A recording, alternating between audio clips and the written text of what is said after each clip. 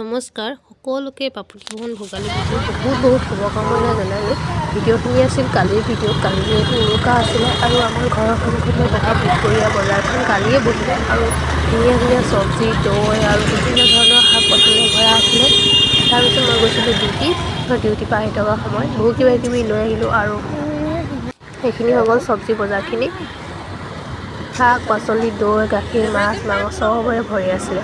তাৰপিছত সেইখিনি হৈ গ'ল আজি ৰাতিপুৱাৰ ভিডিঅ'। মেজি জ্বলোৱাৰ ভিডিঅ'। দাদাই মেজি জ্বলাই আছে আৰু আমি সকলোৱে মানুহজন মই অকণমান ভিডিঅ' কৰি ৰাখিলোঁ, তাকে আপোনালোকৰ লগত শ্বেয়াৰ কৰিলোঁ।